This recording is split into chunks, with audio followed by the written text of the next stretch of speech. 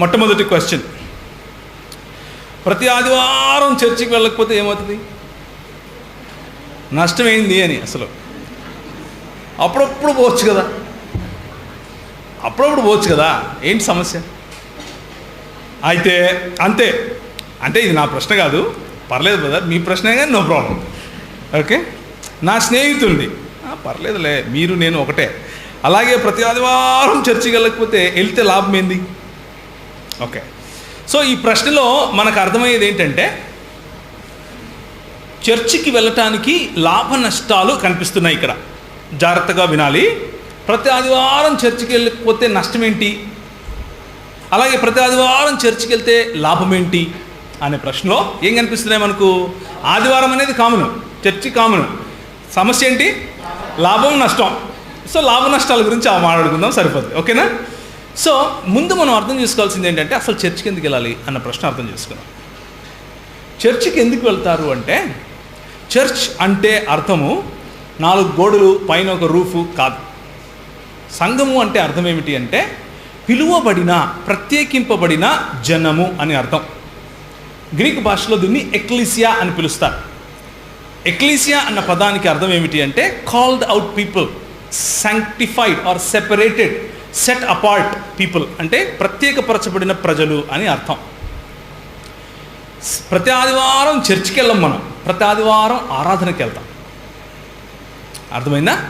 మనం చర్చికి వెళ్ళాం, చర్చిలా కలుస్తాం. తేడా ఉంది కదా. వేరే వాళ్ళు మందిరానికి వెళ్తారు అంటే ఆ మందిరంలో దేవుడు ఉన్నాడని, కానీ మనం మందిరానికి వెళ్ళాం, మనమే మందిరం. ఎందుకు? మనం ఏమై ఉన్నాం? దేవుని ఆలయమై ఉన్నాం. కాబట్టి మనం మందిరానికి వెళ్ళాం, మనమే మందిరమై ఉన్నాం. అయితే మనం వెళ్ళే ప్రదేశము, ఏ ప్రదేశానికి వెళ్తామో ఆ ప్రదేశం మన కోసం ఆలయం వంటిది. మన ఇల్లు ఆలయమే, మనం నివసించే ఈ భూమి ఆలయమే, మనం వెళ్ళిన ఈ 4 గోడలు ఉన్నటువంటి ఈ మందిరం ఏదైతే ఉందో ఇది మందిరమే, ఇది ఆలయమే. మనకు అన్ని ఆలయాలే. అంటే స్థలానికి ప్రాముఖ్యత కాదు, కూడుకున్న సంఘానికి ప్రాముఖ్యత, కూడుకున్న మనుషులకు ప్రాముఖ్యత. ఈ ప్రశ్న అడిగిన వ్యక్తి యేసు ప్రభువును రుచి చూడకుండా ఉంటే, అది ఆ సంఘము, పిలువబడిన సంఘం ఏదైతే ఉందో అది ఆయన దృష్టికి కేవలం ఒక క్లబ్. అంటే ఒక పాటలు పాడుకోవటానికి, ఒక 2 మాటలు మంచి మాటలు వినటానికి వెళ్ళిపోవటానికి ఒక క్లబ్ లాంటిది. అంటే ఒక స్కూలు, లేకపోతే ఒక క్లబ్, లేదా మంచి మాటలు వినటానికి ఒక సోషల్ యాక్టివిటీ, గ్యాదరింగ్. అలాంటి సంఘములోకి వెళ్ళినా కూడా, క్లబ్ లాగా ఆలోచించి వెళ్ళినా కూడా లాభ నష్టాలు ఉంటాయి. దాని గురించి మాట్లాడుతున్న తర్వాత. కానీ ప్రస్తుతము క్రైస్తవ దృక్పథం చెప్తున్నాను. క్రైస్తవ దృక్పథం ఏమిటి అంటే, క్రైస్తవునిగా మనం సంఘానికి వెళ్ళం, సంఘంలో జీవిస్తాం. క్రైస్తవునిగా మనము ఆలయానికి వెళ్ళం, ఆలయముగా జీవిస్తాం. క్రైస్తవులముగా మనము దేవుణ్ణి ఆరాధిస్తూ జీవిస్తాం, దేవుణ్ణి ఆరాధించటానికి కలుసుకుంటాం, దేవుణ్ణి ఆరాధిస్తూనే పనులు చేస్తాం, దేవుణ్ణి ఆరాధిస్తూనే మాట్లాడతాం, దేవుని మహిమ కోసమే ఏం చేసినా చేస్తాం. ఆదివారం వచ్చినా, సోమవారం వచ్చినా, మంగళవారం వచ్చినా, ప్రతిరోజు వచ్చినా. ఓకేనా? సో ప్రతి ఆదివారం ఎందుకు వెళ్ళాలి, అప్పుడప్పుడు వెళ్ళొచ్చు కదా అన్న ప్రశ్నకు సమాధానం ఏంటంటే, మనము సంఘము అన్నది అపోస్తలుల బోధ. జాగ్రత్తగా వినాలి. అపోస్తలుల కార్యము 2వ అధ్యాయం 42వ వచనంలో దీనికి సమాధానం ఉంటుంది. అపోస్తలుల బోధ, సహవాసము, రొట్టె విరుచుట మరియు ప్రార్థన చేయుట యందు వారు ఎడతెగక ఉండిరి అన్న మాట ఉంటుంది. అంటే మనకు సంఘ పితరులు, యేసు ప్రభువు ఎవరినైతే అపోస్తలునిగా ఎన్నుకున్నాడో వాళ్ళు మనకి ఇలా చేయమని చెప్పారు. ఎందుకు చేయమని చెప్పారు అంటే, అంత్య దినములలో కూడుకొనకుండా ఉండేవాళ్ళు ఉంటారు. అలా చేయకుండా, కూడుకొనుట మానకుండా ప్రతి ఆదివారం కూడుకోండి అని మనకు దేవుని వాక్యం చెప్తుంది. ఆదివారం మాత్రమే కాదు, అపోస్తలుల కార్యంలో ప్రతి దినము కూడుకున్నారు, ప్రతి ఇంటా కూడుకున్నారు. సహవాసం ఎంత ఎక్కువైతే అంత మంచిదే. కానీ కనీసం మనకున్నటువంటి ఈ సమయంలో కనీసం ఆదివారం మనం ఎందుకు వెళ్తాము అంటే, ఏదో స్కూల్కి వెళ్ళి 4 పాయింట్లు నోట్ చేసుకోవటం కోసం వెళ్ళం. మనం ఎందుకు వెళ్తాము అంటే, ప్రభువు ప్రభు యొక్క సన్నిధి ఎక్కడ 2-3 కూడి ఉంటారో అక్కడ ఉంటుంది కాబట్టి వెళ్తాం. ఆ 2-3 ఇంట్లో కూడా కూడి ఉంటారు కదా, కూడి ఉంటారు, నో ప్రాబ్లం, అక్కడ కూడా ఉండొచ్చు. కానీ ఆదివారమే ఎందుకు వెళ్తాము అంటే మన ఇల్లు, మన కుటుంబంలో ఉన్న వాళ్ళు మాత్రమే కాకుండా నేర్చుకోవటానికి, సహవాసం చేయటానికి ఇంతమంది పరిశుద్ధులు ఉంటారు. ఇక్కడ అలవాటు పడితే పైన కూడా అలవాటు పడుతుందని. ఎందుకంటే పైకి వెళ్తే ఇదే చేస్తావు పొద్దున్నుంచి రాత్రి వరకు, లేకపోతే నిత్యత్వం ఇదే చేస్తావు. ఆదివారము సంఘానికి వెళ్ళాలా, లేకపోతే ఆదివారం ఆలయానికి వెళ్ళాలా అనేది బరువు కాదు, భాగ్యం. బరువు కాదు, భాగ్యం. ఎందుకు అంటే అందరికీ రాదు ఇది. నువ్వు ఆదివారము వెళ్తున్నావు కాబట్టి క్రైస్తవునివి కాదు, నువ్వు క్రైస్తవునివి కాబట్టి ఆదివారం వెళ్తావు. అర్థమవుతుందా నేను చెప్పేది? నువ్వు ఆదివారం సంఘానికి వెళ్తే క్రైస్తవునివి కాదు. అలాంటి వాళ్ళను క్రైస్తవులు అనరు. రక్షణ అనుభవం పొంది యేసుక్రీస్తు శరీరంలో నువ్వు భాగస్థునివిగా అయి ఉంటే, యేసుక్రీస్తు శరీరంలో నువ్వు ఒక అంగానివి అన్న అవేర్నెస్ నీలో వస్తే, నా సంఘం ఇది నాది అన్న ఓనర్షిప్ వస్తుంది. అప్పుడు సంఘానికి వెళ్ళాలా వద్దా అన్న ఆలోచన మానేసి దివారాత్రములు ఆయన సన్నిధిలో ఉండాలి అన్న ఆతృత నీలో వస్తుంది. కాబట్టి ఫర్గెట్ అబౌట్ లాభ నష్టాలను పక్కన పెట్టేసేయండి. వెళ్ళాల్సింది ప్రభువును ప్రేమించడం కోసం, ప్రభువుతో దేనికోసం? సహవాసం కోసం, తోటి సహచరులతో, తోటి విశ్వాసులతో సహవాసం కోసం. అందుకనే ప్రభు ఏమన్నాడు? నీ దేవుడైన ప్రభువును మళ్ళీ చెప్పండి, పూర్ణ హృదయముతోనూ, వివేకముతోనూ, ఆత్మతోనూ, బలముతోనూ సేవించాలి, ఆరాధించాలి, ప్రేమించాలి. అలాగే నిన్ను వలె నీ పొరుగువాడిని. సంఘానికి రాకపోతే ఈ 2 సాధ్యం కాదు. సంఘానికి రాకపోతే ఈ 2 సాధ్యం కాదు. ఎందుకంటే యేసుప్రభు ఏమన్నాడంటే, పౌలు సంఘాన్ని హింసిస్తూ ఉంటే యేసుప్రభు ఏమన్నాడంటే, సౌలా నువ్వు నన్నెందుకు హింసిస్తున్నావు అన్నాడు. సంఘాన్ని ఎందుకు హింసిస్తున్నావు అనలేదు, నన్నెందుకు అన్నాడు. అంటే సంఘం అంటే ఎవరు చెప్పండి? ఎవరు? యేసుప్రభు. యేసుప్రభువును కలవటానికి వెళ్తున్నావు. సంఘంలో 10 మందితో మాట్లాడితే ఎవరితో మాట్లాడుతున్నావు? జాగ్రత్త. దేర్ఫోర్ మనము లాభ నష్టాలకు వెళ్ళాం. మన మంచి కోసం, మన ఎడిఫికేషన్ కోసం వెళ్తాం. లాభ నష్టాలు కూడా ఉన్నాయి. ఏంటి అవి? వస్తే 4 మంచి మాటలు వింటారు, దేవుని ఆశీర్వాదము 10 మంది ద్వారా, 10 మంది మాటల ద్వారా, ఆరాధన ద్వారా మీకు వస్తుంది, పాటల ద్వారా వస్తుంది. రాకపోతే నష్టం ఏంటి? నష్టమేముంది? ఆత్మను కోల్పోతారు అంతే. ఆ తర్వాత నష్టాలు, లాభాలు ఏమి ఉండవు, ఆత్మను కోల్పోతారు, అయిపోయింది. రెండవది, దేవుడు ఆదాముకి ప్రకటనకు ఎలా తీశాడు? ఆయన తీసేటప్పుడు నేను లేను,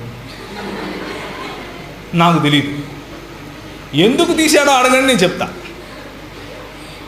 ఎక్కడి నుండి తీశాడో చెప్పండి, నేను చెప్తా. ఏ ప్రదేశంలో తీశాడో నేను చెప్పగలను. ఎలా తీశాడు అంటే, ఆపరేషన్ చేశాడా, కుట్లేశాడా, లేకపోతే లేజర్ ఆపరేషన్ చేశాడా, చేయబెట్టి తీశాడా? నాకు తెలిసిన ఆన్సర్ ఏంటంటే, దేవుడు ఆదాముని ఎలా చేశాడు? ఎలా చేశాడమ్మా చెప్పండి? మట్టితో చేశాడు. మట్టితో మనిషిని చేసినాడు, ఆ మనిషిలోని చెమక తెలియడా? అవునా కదా? చాలా ఈజీగా తీస్తాడు. కాబట్టి సైంటిఫిక్గా దీనికి ఆన్సర్ ఏంటి అంటే, దేవుడు, లేకపోతే లాజికల్గా దీనికి ఆన్సర్ ఏంటి అంటే, దేవుడు సర్వసమర్థుడు కనుక ఆయనకు సిజర్లు ఎత్తుకొని కొయ్యాల్సిన అవసరం లేదు, ఆపరేషన్ చేయాల్సిన అవసరం లేదు, ఆయనకు సూదులు వేయాల్సిన అవసరం లేదు, ఆయన చేయగలడు. ఓకే, నెక్స్ట్, రక్షణ పొందామని, దానిలో ఎదుగుతున్నామని నాకు ఎలా తెలుసుకోవటం ఏంటి? నా గ్యారంటీ ఏంటి? గ్యారంటీ ఏంటి అంటే, జాగ్రత్తగా, ఇది చాలా గంభీరమైన ప్రశ్న. ఎందుకు అంటే, ఈ ప్రశ్నకు చాలామంది సమాధానం తెలియక అసలు నేను రక్షింపబడ్డానా లేదా అన్న ఆలోచనలో ఉంటారు. కానీ జాగ్రత్తగా, ప్రభు ఏమన్నాడు అంటే, వారి ఫలములను బట్టి మీరు వారిని తెలుసుకుందరు అన్నాడు. ఎవరిని గురించి? అబద్ధ ప్రవక్తల గురించి. ఇది సరైన విశ్వాసులకు, ప్రవక్తలకు కూడా చెందుతుంది. అంటే మనము ఫలించే ఫలాలు చూడాలి, మనము రక్షింపబడ్డామా లేదా అని చెప్పటానికి. అంటే మనము గలతీయులకు రాసిన పత్రిక 5వ అధ్యాయంలో ఉంది కదా, ప్రేమ, చెప్పండి, ఇంకా మీకు తెలుసు. అవి కనిపించినాయి అనుకోండి మీలో, అవి కనిపించేందుకు ఆరంభించాయనుకోండి చాలు, రక్షింపబడ్డారు అని నిశ్చయించుకోండి. ఎందుకు అంటే, యేసు ప్రభువులో తప్ప ఇవి ఎక్కడా సాధ్యం కాదు. మిగిలిన చోట మతం ఉంటుంది, ఇక్కడ ఆత్మ ఉంటుంది. ఆత్మకు మతానికి the spirit and the religion, the difference between the spirit and the religion is this. ఎక్కడ దేవుని ఆత్మ ఉండునో అక్కడ ఏముంటుంది? స్వాతంత్రం ఉంటుంది. You are not bound by rules and regulations. నువ్వు ఇట్లా చేయాలా, ఇట్లా చేయొద్దు, జీన్స్ ప్యాంట్ వేసుకుంటే నువ్వు నరకానికి పోతావు, మధ్యలో దూకుంటే నువ్వు నరకానికి పోతావు, నెత్తికి నూనె పెట్టుకోకపోతే నరకానికి పోతావు, నువ్వు అదేంది చేతికి గాజులు వేసుకుంటే నరకానికి పోతావు, అది చేసుకుంటే ఇదేస్తావు, ఇది. It's not about that, not rules and regulations. మనము క్రియల చేత రక్షణ పొందము, రక్షణ పోగొట్టుకోము. మనము విశ్వాసము చేత, కృపచేత మాత్రమే మనకు అది జరిగింది. అర్థమైందా? దేవుని కృప మనకు అందినప్పుడు, దేవుడు మనల్ని రక్షించాడు అని మనకు పరిశుద్ధాత్ముడు మనకు ఆ నిశ్చయితనిస్తాడు. ఒక్కసారి ఆ నిశ్చయితను పొందిన తర్వాత మనం మళ్ళీ కుక్క వాంతికి వెళ్ళినట్లు మనం వెళ్ళామనుకోండి, మాటికి అప్పుడు కూడా దేవుడు ప్రేమిస్తాడు నిన్ను, అప్పుడు కూడా ప్రేమిస్తాడు. అయితే రెండో ప్రశ్న ఉందే, నేను ఎదుగుచున్నానని ఎలా తెలుసు? మీరు మాటికి వెళ్తున్నారనుకోండి, ఎదగటం లేదు అని అర్థం. అర్థమవుతుందా? మాటికి వెళ్తున్నారనుకోండి, ఎదగట్లేదు, తిన్నది అరగట్లేదు, యాక్చువల్గా తినటం రావట్లేదు అంటే నమ్మటం లేదు అని అర్థం. అంటే దేవుని వాక్యం చదువుతున్నావా? దేవుని వాక్యం తింటున్నావా? దేవుని వాక్యాన్ని నెమరు వేస్తున్నావా? నెమరు వేయటం అంటే దివారాత్రములు ధ్యానించటం చేస్తున్నావా? నీకంటూ ఒక క్వైట్ టైం ఉందా? అంటే దేవునితో ఒక ఏకాంత సమయం నువ్వు గడుపుతున్నావా? ఇవన్నీ చేస్తున్నావు అనుకోండి, ఇవన్నీ చేయడానికి వెనకాల మోటివేషన్ ఇంకోటి ఉంటుంది. ఏమని? నాకు పెళ్లి కావాలా, మంచి భర్త కావాలా, మహేష్ బాబు లాగా ఉండాలా, లేకపోతే సూపర్ భార్య కావాలా, ఇలాంటి మోటివేషన్స్తో వెనకాల మోటివేషన్స్ పెట్టుకుని మంచి ఉద్యోగం కావాలా. క్వైట్ టైంలు చేసినా కానీ వేస్టే. క్వైట్ టైం ఎందుకు చేస్తారు? ఎందుకు ప్రార్థన చేస్తారు? ఎందుకు దేవునితో సహవాసం కలిగి ఉంటారు? అంటే దేవునితో సహవాసం కలిగి ఉండడం కోసమే కలిగి ఉంటారు. దానికి వేరే మోటివేషన్ ఏది ఉండకూడదు. కేవలము పరలోకం కూడా కాదు మన మోటివేషన్. గుర్తుపెట్టుకోండి, దేవుడు నన్ను పరలోకంలోకి తీసుకెళ్తాడు కాబట్టి నేను రోజు బైబిల్ చదువుకుంటాను, క్వైట్ టైం చేసుకుంటాను, ప్రార్థన చేసుకుంటాను అంటే మనకంటే మూర్ఖులు ఇంకొకరు ఉండరు. ఎందుకు అంటే క్వైట్ టైం చేసినా చేయకపోయినా ఆయన చేసేది చేస్తాడు. మనం చేయాల్సింది ఏంటంటే ఆయన ప్రేమించాలి.